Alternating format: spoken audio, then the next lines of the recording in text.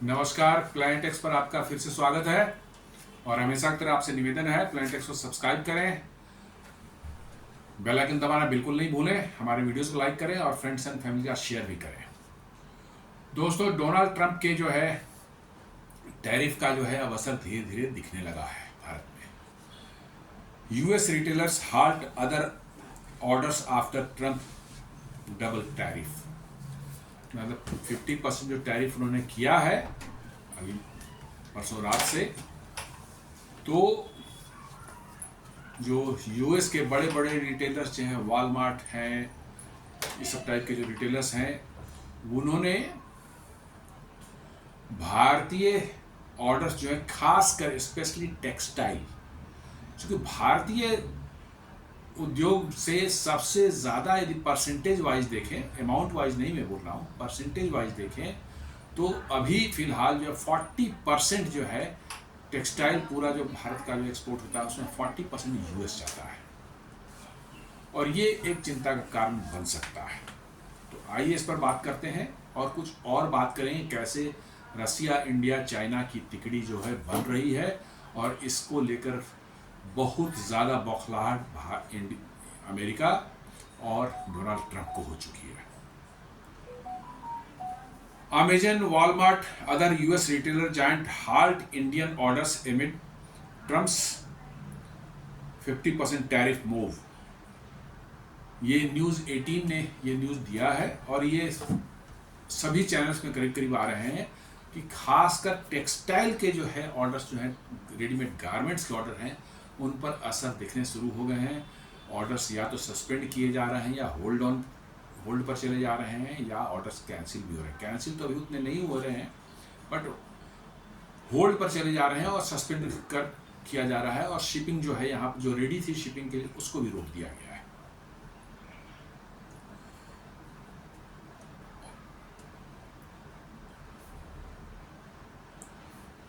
Business standard भी वही बात कर रहा है कि US tariff hike hurts Indian textile exports as major retailer pause orders. Mainly जो है इमीडिएट असर जो पड़ा है वो टेक्सटाइल वालों पर पड़ा है, रेडीमेड गारमेंट मैन्युफैक्चरर्स पर, मतलब कि जो पड़ा है। और ये सेक्टर हो सकता है आपको एक्सपोर्ट पॉइंट ऑफ व्यू से बहुत बड़ा अमाउंट में नहीं दिखे, but employment point of view से जो है ये भारत का one of the biggest sector में आता है। करीब करीब इसमें जो है 4.5 मिलियन लोग जो हैं इसमें काम कर रहे हैं डिफरेंट प्लेसेस में। तिरुपुर है, सूरत है, अहमदाबाद है, नोएडा है, बहुत जगह, मतलब कि जो है आपके बड़े बड़े सेंटर्स हैं जो कि रेडीमेड गारमेंट्स बनाने के लिए बड़े ही, मतलब कि जो है फेमस हो चुके हैं, बड़े सेंटर्स हैं, और उनको इसकी जो तपिश जो है इस टैरिफ हाइक की जो है दिखनी महसूस होनी शुरू हो गई है।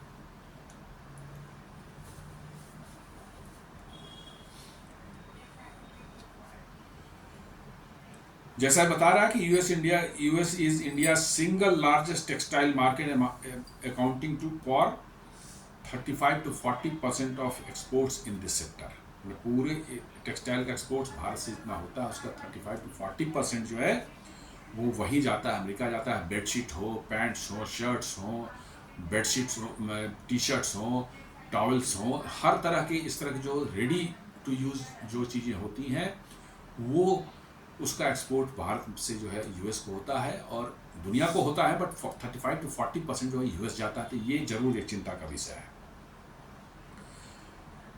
और ये ऑर्डर्स जो हैं आपको बांग्लादेश को जा सकते हैं, इंडोनेशिया, वियतनाम, ग्वाटेमाला, इन सब देशों में शिफ्ट हो सकता है। हालांकि मुझे डाउट है कि बांग्लादेश में ज़्यादा शिफ्ट होगी, क्योंकि बांग्लादेश में पिछले साल सरकार जो बदलने के बाद, शेख हसीना की गवर्नमेंट को जो उखाड़ फेंका गया, उसके बाद से बांग्लादेश की टेक्सटाइल उद्योग अच्छी हालत में बिल्कुल ही नहीं कह सकते हैं। बहुत से बड़े बड़े ब्रांड्स वहाँ से जो उनके प्रोडक्शन का था वहाँ शिफ्ट हो गए। इंडिया के भी ब्रांड्स है, रेमंड्स वगैरह जो है उन्होंने अपना वहाँ प्रोडक्शन हाउस सेटअप कर रखा था, वो वहाँ से शिफ्ट हो चुके हैं। और बांग्लादेश के साथ एक और समस्या है, एक तो है कि पावर शॉर्टेज से जूझ रहा है वो। अदानी का पावर प्लांट से उनको 1000 मेगावाट मिलता है, अदानी उनको अभी 500 मेगावाट ही दे रहा है, क्योंकि पेमेंट्स बाकी है, थोड़े पेमेंट्स उन्होंने दिए हैं, बट पूरे पेमेंट्स नहीं मिले हैं, इसलिए उनके पावर शॉर्टेज हो रही है। दूसरे जो है भारत से यार्न और कॉटन जो वो इंपोर्ट करते थे उस पर भी बड़ी समस्या आ चुकी है। साथ साथ जो इंडिया ने ड्राई पोर्ट वाली फैसिलिटी जो थी वो टर्मिनेट कर दी है, तो उनके एक्सपोर्ट्स में भी जो है प्रॉब्लम आएंगी। इसलिए मुझे डाउट है कि बांग्लादेश को ज़्यादा ऑर्डर्स मिल सकता है, बट ऑफकोर्स वियतनाम, इंडोनेशिया जो इस क्षेत्र में काफ़ी काम कर रहे हैं और बड़े सेंटर्स वहाँ पर भी हैं रेडीमेड गारमेंट प्रोडक्ट प्रोड्यूस करने के, उनको डेफिनेटली फ़ायदा होने वाला है। और जैसे मैंने बताया था, कल भी बताया था, आज फिर मैं एक बार इसको वो करता हूँ, जैसे मेनली हमारे सेक्टर्स जो इफेक्ट होंगे, जैसे एक्सपोर्ट्स में जो है श्रिम्प्स, सी फूड में जो श्रिम्प्स एक्सपोर्ट होता है उस पर 50% लगा है, इम्पैक्ट जो बहुत हाई है इस पर हो सकता है। पेट्रोलियम पर उन्होंने कोई एडिशनल टैरिफ नहीं लगाया है, 6.19 पहले था, अभी भी 6.9 रहेगा, इस पर कोई बहुत ही लो इम्पैक्ट है, कुछ भी नहीं है। ऑर्गेनिक केमिकल्स पर पहले 4 था, 50 होगा लगा दिया है, 54 हो गया है, तो वेरी हाई इस पर प्रोबेबिलिटी है। कारपेट्स पर भी उन्होंने लगाया है, 52.9 टोटल अब हो गया है। देन अपरेल जो है नीटेड जो है वो 63.9 हो चुका है। अपरेल वुवेन जो है वो 60.3 हो चुका है। टेक्सटाइल मेडअप मतलब रेडीमेड गारमेंट जो है वो 59% हो चुका है। डायमंड गोल्ड एंड ज्वेलरी 52% हो चुका है। स्टील एल्युमिनियम कॉपर 51.7 है परसेंट है। मशीनरी एंड मैकेनिकल अप्लायंसेज 51.3 है। व्हीकल एंड व्हीकल पार्ट्स जो है वो 26% है।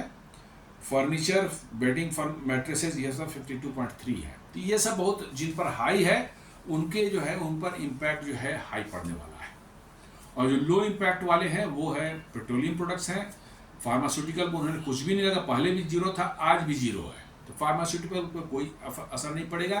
देन स्मार्टफोन्स, अभी पिछले कुछ सालों में 2-3 सालों से भारत एक बहुत बड़ा स्मार्टफोन का एक्सपोर्टर अमेरिका को बंद करने उभरा है, खासकर आईफोन का प्रोडक्शन शुरू होने के बाद।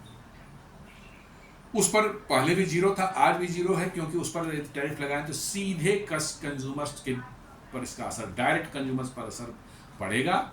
और उनके इसके पास उनके बहुत ज़्यादा विकल्प नहीं है, इंडिया और चाइना 2 ही जगह बनते हैं ये, और इन दोनों जगहों पर उन्होंने टैरिफ लगा रखी है।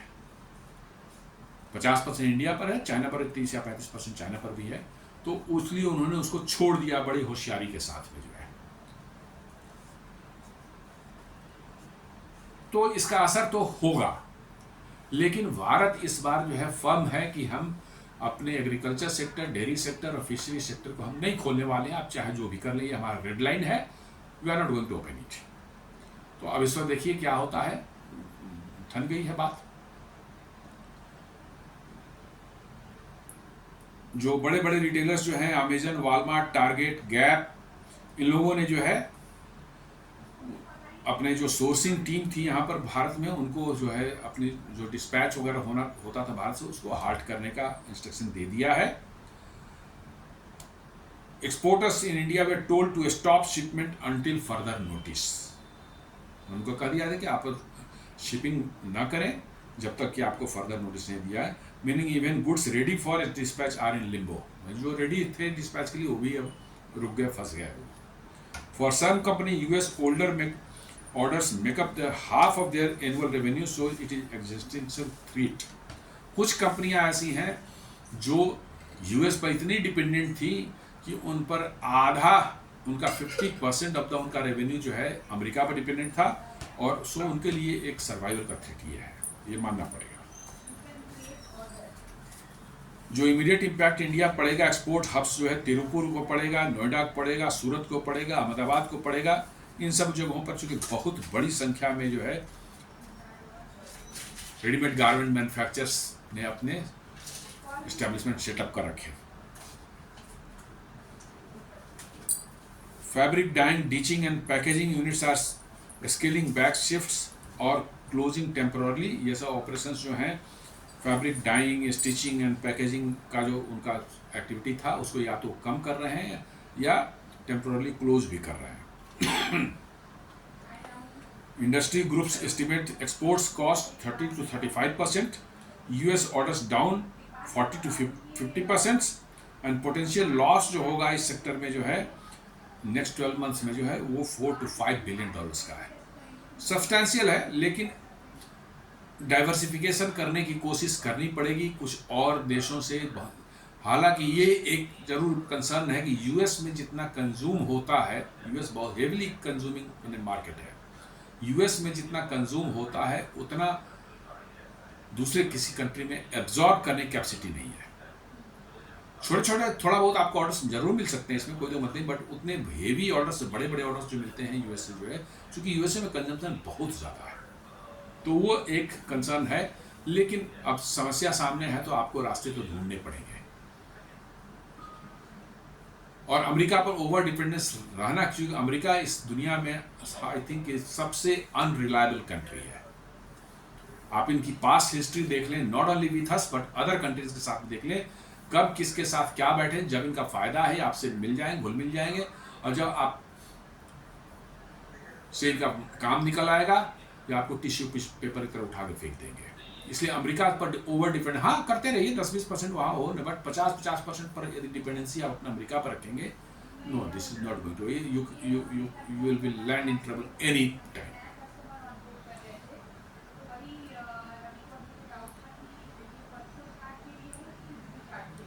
उनके लार्ज कुछ ग्लोबल हाउसेज जो है, पर्ल ग्लोबल करके एक है जो इंपोर्टर है बहुत बड़ा रेडीमेड गारमेंट का, वो बांग्लादेश, वियतनाम और इंडोनेशिया की तरफ अपना ऑर्डर शिफ्ट कर रहे हैं।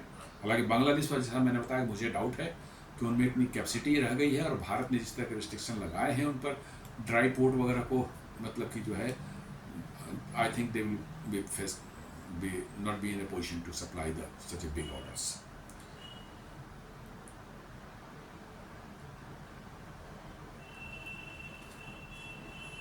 अब ये जाने कि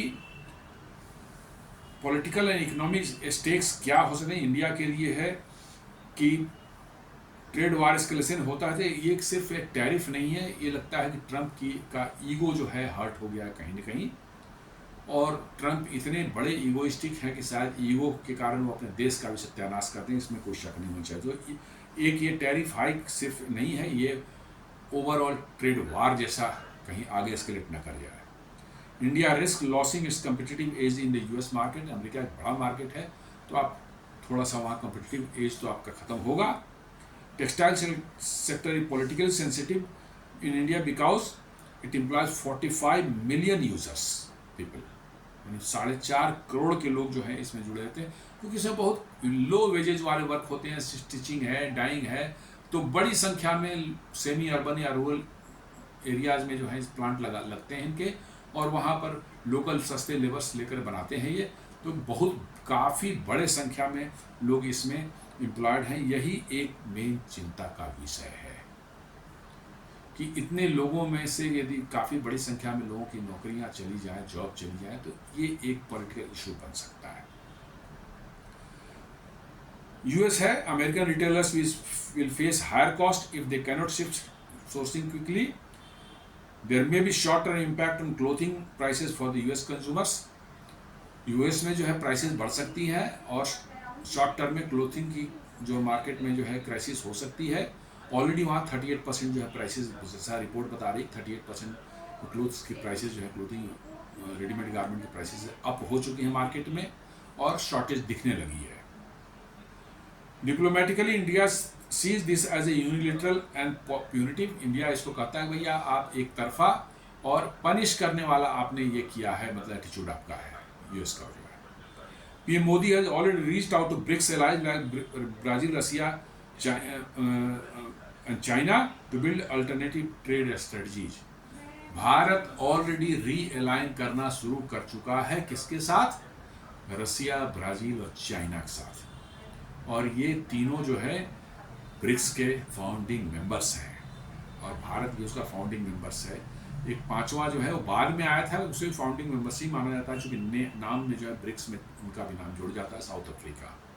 लेकिन ये तीन जो बड़े देश हैं जो भारत के साथ अभी पूरी तरह से खड़े हैं, क्योंकि ब्राज़ील पर भी 50% टैरिफ है, चाइना पर भी 35% टैरिफ है, और रसिया पर तो खैर करीब 25,000 सैंक्शन अमेरिका ने लगा रखे हैं यूक्रेन वार के बाद से।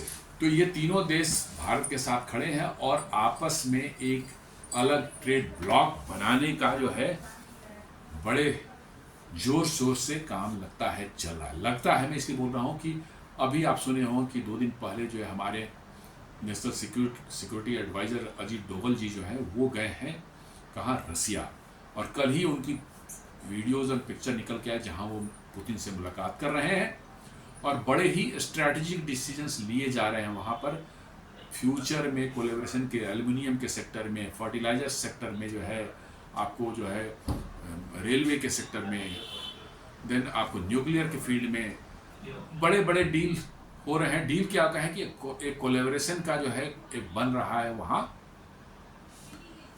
प्लान, और इसके तहत जो है भारत और रसिया मिल करके डिफेंस में कोऑपरेशन बढ़ाएंगे, न्यूक्लियर में बढ़ाएंगे, आपको जो है एनर्जी सेक्टर में बढ़ाएंगे, आपको जो है कंस्ट्रक्शन सेक्टर में बढ़ाएंगे, रेलवे में बढ़ेगा, फर्टिलाइजर्स में बढ़ेगा, केमिकल्स में बढ़ेगा। बहुत से ऐसे सेक्टर हैं जिसमें दोनों देशों के बीच कोऑपरेशन आने वाले देशों में आप बहुत बड़े पैमाने पर होता हुआ देख सकते हैं।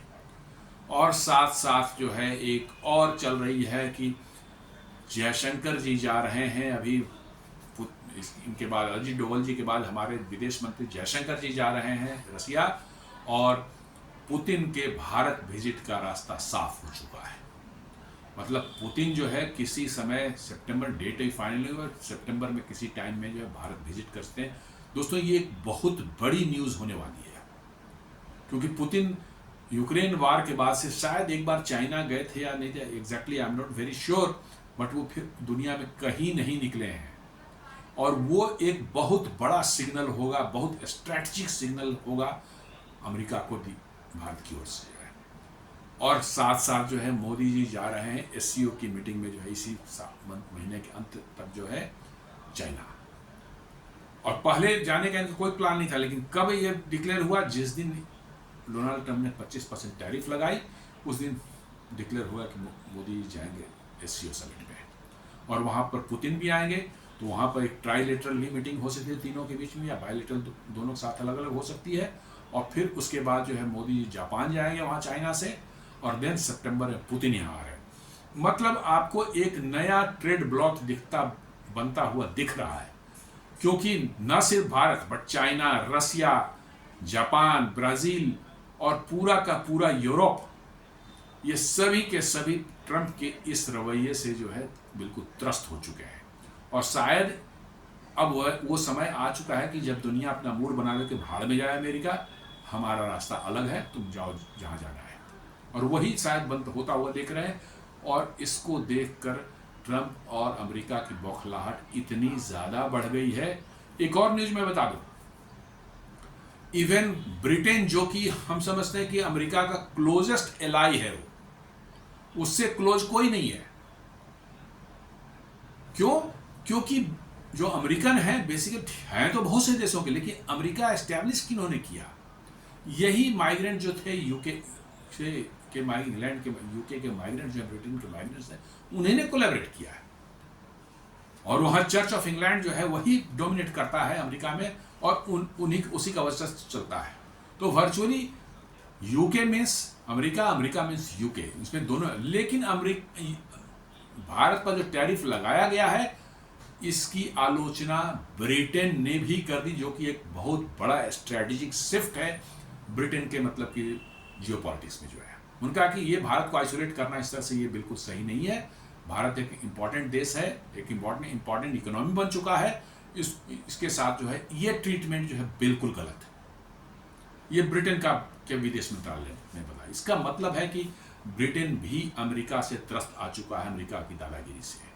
यूरोपियन यूनियन, जैसा मैंने बताया था कि इन्होंने उर्सुला वॉन्डर जो है वहाँ की यूके की जो है प्रेसिडेंट, उनके साथ ट्रंप ने कहीं मुलाकात कर ली स्कॉटलैंड में।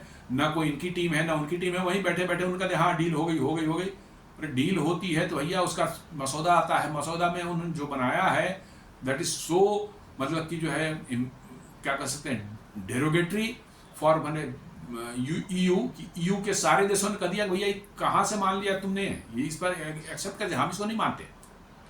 और वो होगा ही नहीं। 27 देश हैं, 27 देशों की पार्लियामेंट जब तक पास नहीं होगा वो एग्रीमेंट माना ही नहीं जा सकता। तो वो तो बेकार की ऐसे ही मनूर कर दिया। जापान से भी उन्होंने, ट्रंप ने अनाउंस कर दिया हो गया ऐसे, जापान ही कर, जापान बाद में हुआ कि नहीं, जापान में भी वो पार्लियामेंट से रेटिफाई जब तक नहीं होगा नहीं हो सकता। तो वर्चुअली इनके सारे डील्स जो हैं वो खाली बस बड़बोले ट्रंप के मुंह से निकले हुए वर्ड्स हैं, कागज पर इसमें कुछ भी नहीं हुआ है। और अब जब ट्रंप की मिट्टी पलीद हो रही है, न सिर्फ दुनिया में बल्कि उनके देश में भी बड़े बड़े जो वहाँ के एनालिस्ट हैं, इकोनॉमिस्ट हैं या जियोपॉलिटिकल के एक्सपर्ट्स हैं, उन्होंने कहा कि ये क्या कर रहे हैं भाई, 25 साल इंडिया से जो है रिलेशंस को सुधारने में लगे हैं। 25 साल में रिलेशन सुधरे कि अब इंडिया किस तरह से अमेरिका के साथ कम से कम उसकी एनिमिसिटी नहीं है, ट्रेड कर रहा है, ट्रेड बढ़ रहा है, हमारे डिफेंस इक्विपमेंट भी इंडिया खरीदना रहा है। और उस 25 साल की मेहनत पर इस बेवकूफ़ ट्रंप ने मात्र 5-6 महीने में जो पानी फेर दिया। कल ही मैंने बताया था जेफरी सैक्स जो वहाँ के बहुत बड़े इकोनॉमिस्ट है, बड़े जाने माने इकोनॉमिस्ट, कोलंबिया यूनिवर्सिटी के प्रोफेसर है, उन्होंने साफ साफ कहा कि भारत को चाइना और रसिया की तरफ देखना चाहिए, अपने रास्ते खुले रखने चाहिए, अमेरिका के इस बुलिंग में मत से न डरे और न इसमें पड़े। मतलब कि अमेरिका में भी लोग ट्रंप की इस बेवकूफ़ियों से बिल्कुल त्रस्त आ चुके हैं और सब ने खुलकर मुखाफिलत जो है शुरू कर दी है। अब देखें आगे रिजल्ट क्या आता है। लेकिन ये पुतिन, जी जिनपिंग और मोदी की ये मुलाकात ये निश्चित रूप से जियोपॉलिटिक्स में एक बहुत बड़ा भूचाल लाने वाला है। अमेरिकन एक्सपर्ट तो बोल रहे हैं कि भारत ब्रिक्स में था लेकिन कभी ब्रिक्स में उतना एक्टिव पार्टिसिपेशन नहीं कर रहा था। ट्रंप की इस एक्टिविटी ने जो है ब्रिक्स को और स्ट्रॉन्ग कर दिया है, क्योंकि अब हमारे पास जो है दूसरे कोई उपाय नहीं रह गए हैं, तो एक अलग ग्रुपिंग हमें बनानी पड़ेगी और अलग पेमेंट की व्यवस्था जिस दिन हो गई, सेपरेट एक पेमेंट मैकेनिज्म ब्रिक्स का बन जाता है बाईपासिंग द डॉलर, तो समझ लिए कि अमेरिका का डाउनफॉल उसी दिन से जो है शुरू हो जाएगा। और यही अमेरिका का सबसे बड़ा डर है और यही ट्रंप का सबसे बड़ा डर है कि डॉलर का अल्टरनेट पेमेंट मैकेनिज्म यदि बना लिया इन लोगों ने, तो स्विफ्ट को बाईपास करके, डॉलर को बाईपास करके ये ट्रेड शुरू हो गई, तो डॉलर जो औंधे मुंह नाले में जाके गिरेगा। और डॉलर का गिरना मतलब अमेरिका की हेकड़ी निकल जानी है। तो दोस्तों ये कुछ चीज़ें अभी दुनिया में चल रही हैं जिनको देखकर ऐसा लग रहा है कि अभी आगे आने वाले दिन जो हैं वो बड़े ही मतलब कि टर्मोइल होने की संभावना नजर आ रही है। ब्राजील के प्रेसिडेंट ने परसों रात में जो है मोदी जी से डायरेक्ट जो है फोन करके उन्होंने बात किया है। इसके मतलब खिचड़ी कुछ पक रही है, क्योंकि उस 3 दिन पहले उन्होंने कहा था कि मैं ट्रंप से बात नहीं करूंगा। ट्रंप ने कहा था कि ब्राजील चाहिए टैरिफ पे कुछ बात करना, ट्रंप को फोन करें ब्राजील के प्रेसिडेंट, तब हम देखेंगे। उन्होंने साफ कहा कि हमें ट्रंप से बात ही नहीं करनी है, हमें तो मोदी, जी जिनपिंग और पुतिन से बात करनी है। और इसी सिलसिले में उन्होंने जो है परसों रात में जो है भारतीय प्राइम मिनिस्टर मोदी को जो है ब्राजीलियन प्रेसिडेंट लूला ने जो है कॉल किया और उन्होंने लंबी बातचीत हुई। और निश्चित रूप से वो चाइना और मतलब कि शी जिनपिंग और पुतिन से ही बात कर रहे होंगे। तो मामला जो है बिल्कुल एक डिफरेंट डायरेक्शन चल चुका है। भारत ने जो अमेरिका को पिछले 20 सालों में जो है कुछ वैल्यू दी थी, कुछ उसकी इज्जत करनी शुरू की थी और कुछ डिपेंडेंसी भारत की बन रही थी उस पर, उसको एक ही झटके में डोनाल्ड ट्रंप ने समाप्त कर दिया है। अब कुछ नहीं बचा इस रिलेशनशिप में, वर्चुअली कुछ नहीं बचा है। अब ये टैरिफ वापस भी ले लेंगे तो वो बातें बनने वाली नहीं है। जैसा मैंने बताया कि पहले इन्होंने जो एक बातचीत नहीं होता, बस एक जस्ट एक ऑफर था कि F-35 आप ले लें, भारत ने कह दिया कि नहीं हम नहीं लेने वाले हैं। और इनफैक्ट आपको मैं बताऊं, रसिया में Su-57 की भी डील की बात शायद हो रही होगी। S-400 जो है 2 यूनिट हमको मिलने हैं, 2 रेजिमेंट, उसकी भी बात डोवाल जी ने की है। और कल ही जो है भारत ने जो है एक 30,000 करोड़ यानी $3.6 बिलियन का जो है अमेरिका के साथ एग्रीमेंट जिस पर हो चुका था, जिस पर साइन हो चुका था, P-8I पोसाइडन जो नेवी के लिए नेवल मैरीटाइम पेट्रोल एयरक्राफ्ट जो है, जो कि इंटेलिजेंस सर्विलेंस रिकॉग्निशंस साथ साथ जो है सबमरीन का डिटेक्शन और उसको डिस्ट्रॉय करने का, शिप्स का डिस्ट्रक्शन और उस पर डिस्ट्रॉय करने की भी कैपेबिलिटीज बाहर प्लेटफॉर्म में है, उसको भारत ने साइड कर दिया, बोला कि अभी इस पर हम लेने पर नहीं सोच रहे हैं, बाद में देखेंगे। और ये बहुत ही कैपेबल एयरक्राफ्ट है, ये वर्चुअली ये बोइंग 737 ही है, बट उस प्लेटफॉर्म पर इतने तगड़े सेंसर्स और इक्विपमेंट्स लगाए गए हैं, और इसकी इंडोरेंस टाइम जो 10 घंटे की है, 10 घंटे तक हवा में लगातार ये उड़ सकता है, और बड़े लॉन्ग रेंज पर जो है इंडियन ओशियन और अरबियन सी या बे ऑफ बंगाल कहीं पर भी जो है पेट्रोलिंग कर सकता है। और आपको तो बड़े वाइटल इंडियन नेवी के लिए हैं। हमारे पास ऑलरेडी 12 हैं, हम 6 और उनसे लेना चाह रहे थे, लेकिन इस घटना के बाद जो है जो हुई है, टैरिफ वाला सारा कुछ उठा है, इसके बाद भारत ने उसको भी जो है ठंडे बस्ते में रख दिया कि बाद में देखेंगे। तो और साथ साथ जो है स्पेन ने भी जो है वहाँ से जो है $7.24 बिलियन के जो है F-35 लेने के डील की बात चल रही थी, उन्होंने सडनली बीच में टर्मिनेट कर दिया, कहा कि हमें नहीं चाहिए, हम अब यूरो फाइटर लेंगे। मतलब ये इंडिकेशन दुनिया ने अमेरिका को देना शुरू कर दिया है कि हम आप पर डिपेंडेंट नहीं हैं और आपकी दादागिरी हम नहीं बर्दाश्त करेंगे। और इसके पहले जो है ऑलरेडी कनाडा ने जो है इनको जो है F-35 पे झटका दे चुका। कनाडा ने भी डिसाइड कर लिया था, फाइनल हो चुका था करीब करीब कि अबाउट 75 के लगभग में जो है F-35 को खरीदेंगे। जैसे ही कनाडा से उनका रिलेशन जो गड़बड़ हुआ है, टैरिफ वैरिफ का जो चला है पिछले 3-4 महीने में, उन्होंने कह दिया कि हमें नहीं चाहिए। अब वो भी टाइफून या राफेल खरीदने के मतलब को विचार कर रहा है। तो इसका मतलब है दोस्तों कि दुनिया में अब रिटेलिएशन करना शुरू कर दिया, रिटेलिएट करना शुरू कर दिया है, और अमेरिका को पुशबैक मिलना शुरू हो चुका है। और अमेरिका नहीं जागा तो आप समझ लीजिए सबसे पहला झटका जो है उसको लगने वाला है इसी उनके मिलिट्री इंडस्ट्रियल कॉम्प्लेक्स को ही। डॉलर पर तो बाद में लगेगा, पहले उनके मिलिट्री इंडस्ट्रियल कॉम्प्लेक्स को ही जो है इसका स्वाद आ जाएगा। और ये जैसे ही आया तो अमेरिका के बिलबिलाहट जो है अब देखने को मिल रही है। अमेरिका की बिलबिलाहट जो है वो देखने को मिल रही है, और ट्रंप बिल्कुल बौखला गए हैं। आज उनका स्टेटमेंट आया है, कल इनफैक्ट जो है, आज अभी तो वहाँ रात हो, कल दिन में वहाँ जब यहाँ रात थी तब उनका किसी ने उनसे पूछा कि क्या इंडिया से नेगोशिएशन, ट्रेड नेगोशिएशन, बोले नहीं कोई नहीं ट्रेड नेगोशिएशन, जब तक ये टैरिफ वैरिफ इंडिया नहीं हटाएगा हम कोई नेगोशिएशन नहीं करने वाले हैं। तो भाई 25 तारीख को आखिर तुम्हारी टीम यहाँ क्या करने आ रही है? 25 तारीख को अमेरिकन टीम जो भारत में क्या करने आई? जब नेगोशिएशन नहीं करना है तो किस लिए वो आ रही है?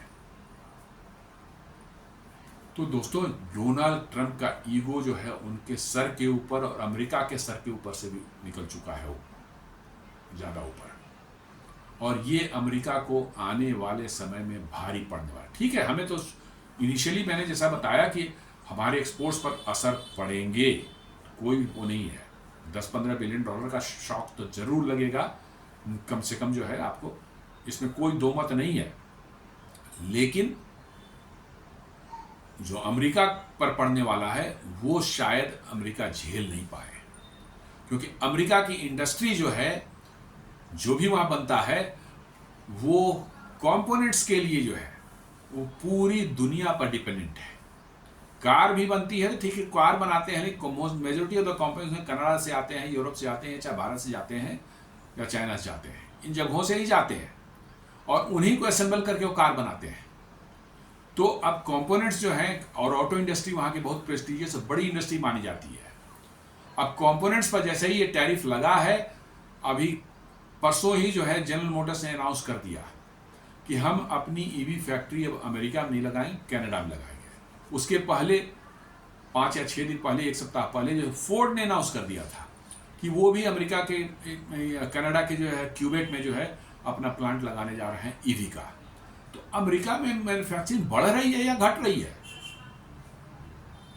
मैन्युफैक्चरिंग बढ़ रही है, घट रही है? वहां से कंपनियां तो बाहर जा रही हैं। माइक्रोसॉफ्ट अपना हेडक्वार्टर शिफ्ट कर रहा है दुबई। अमेजन जो है वो दुबई या सिंगापुर कहीं एक शिफ्ट होने वाला है। जॉन डीरी जो है वहां का सबसे बड़ा और सबसे पुराना 200 साल पुरानी कंपनी है, जो कि दुनिया की सबसे बड़ी फार्म इक्विपमेंट्स बनाने वाली कंपनी है, उसने अपना सारा का सारा ऑपरेशन जो है शिफ्ट कर दिया है मैक्सिको। अमेरिका को चाहिए तो मंगा लो मैक्सिको से इंपोर्ट करके। तो नौकरियां बढ़ रही हैं घट रही हैं। एक रिपोर्ट लेकर कोई गया डोनाल्ड ट्रंप के पास में पिछले हफ्ते कि साहब 1 लाख जो वैसे लोग जो रिटायर हो गए, मर गए या जैसे लोग हो गए, उनकी रिप्लेसमेंट के लिए 1 लाख जो जॉब की वैकेंसी थी, सिर्फ 70,000 ही जॉब मिली लोगों को। ट्रंप इतने बौखला गए कि उसको खड़े खड़े वहीं नौकरी से निकाल दिया उस बेचारे को जो है, उस ऑफिसर को जो है। तो ये तो हाल he has lost his mental balance. आपको कोई रिपोर्ट दिखा रहा है, सही रिपोर्ट दिखा रहा है, आप उस रिपोर्ट को देख करके जो है उस आदमी को सैक कर देना जी, because that report is not as per your requirement. आप जो चाहते थे वैसी रिपोर्ट नहीं है, तो आपने उसको नौकरी से निकाल दिया। तो अब तो उनको रिपोर्ट भी दिखाने वाला कोई नहीं है कि दिखाएगा कि भाई गलत रिपोर्ट या सही रिपोर्ट दिखा दिया तो नौकरी ही कुछ खा जाएगा वो। तो ये सब चल रहा है अमेरिका में, और ये सब चल रहा है डोनाल्ड ट्रंप के साथ। तो बड़ा ही इंटरेस्टिंग टाइम आने वाले हैं। देखना यह है कि कैसे भारत, रूस और चीन का जो है ये तिकड़ी जो है बन रही है। पहले भी था ये RIC, रसिया, इंडिया, चाइना। इसकी अंतिम मीटिंग जो हुई थी 2018 में, वो हुई थी अर्जेंटीना में। तीनों देश के राष्ट्राध्यक्ष मिले थे। लेकिन 2020 में जो बेवकूफ़ी जो चाइना ने गलवान में की, उसके बाद से भारत ने उसमें ठंडे बस्ते में रख दिया, वो लगा दफा करो, फिर उस पर कोई बातचीत नहीं हुई। बट अब वो डिफिकल्ट सिचुएशन में जो है ये फिर उभर कर आ रहा है, क्योंकि ये तीनों देश अभी समस्याओं से जूझ रहे हैं। अमेरिका और कॉमन एनिमी है अमेरिका। तो दुश्मन का दुश्मन तो दोस्त होता है, ये तो पुराने समय से चला आ रहा है। इसी के तहत जो है ये तीनों देश फिर से साथ आ रहे हैं, और ये तीनों देश वाकई में यदि साथ आ गए तो अमेरिका के लिए बहुत बड़ी परेशानी खड़ी हो सकती है। फिर अमेरिका, ये तीनों काबू में नहीं आने वाले हैं। अमेरिका चाहे कुछ भी कर ले। यूरोप ऑलरेडी डोनाल्ड ट्रंप से फ्रस्ट्रेट होकर के जो है उन्होंने जो है डिस्टेंस बनानी शुरू कर दी है उनसे। अभी तो डरा धमका कर वो कुछ कर रहे हैं, लेकिन उन्होंने डिस्टेंस बनाना शुरू कर दिया है, और आने वाले समय में वो और बढ़ने वाला है। मैं तो आश्चर्यचकित था कि ब्रिटेन भी भारत के पक्ष में स्टेटमेंट दे सकता है। ये बहुत ही अनयूजुअल है, लेकिन ऐसा भी हो निकल करके आ रहा है। तो इसका मतलब है कि कहीं न कहीं उन देशों में भी फ्रस्ट्रेशन और अमेरिका के प्रति जो एक उनका गुस्सा है वो साफ साफ दिख रहा है। तो आगे आने वाले समय जो काफ़ी इंटरेस्टिंग होने वाले हैं। ये एक अभी का एक एनालिसिस था कि कैसे भारत पे इम्पैक्ट पड़ना धीरे धीरे शुरू हो गया है। टेक्सटाइल सेक्टर जो इफेक्ट होने शुरू हो गए हैं, और सेक्टर्स पर भी पड़ेगी। उनके रिपोर्ट्स आने में थोड़ा वक्त लगेगा। टेक्सटाइल जो है बहुत इमीडिएट उस पर असर पड़ा है, और साथ साथ जो जियोपॉलिटिकल चेंजेस जो आ रहे हैं, भारत, रूस और चीन का जो तिकड़ी बन रही है, फिर से दोबारा उसको रिवाइव किया गया है। मोदी जी चीन और जापान जा रहे हैं, पुतिन जो है वो इंडिया आ रहे हैं। उसके पहले जो है जयशंकर और अजीत डोभाल जो है डोभाल ऑलरेडी पहुंच चुके हैं, और जयशंकर जाने वाले हैं। तो इसका मतलब कि बहुत बड़ा कोई प्लान बन रहा है अमेरिका को काउंटर करने के लिए। तो दोस्तों, एक छोटा सा एक वीडियो था। उम्मीद करता हूँ ये विश्लेषण आपको पसंद आया होगा। आप इसे लाइक करें, फ्रेंड्स एंड फैमिली के साथ शेयर करें, हमारे चैनल को सब्सक्राइब करें, और बेल आइकन दबाना बिल्कुल नहीं भूलें। धन्यवाद।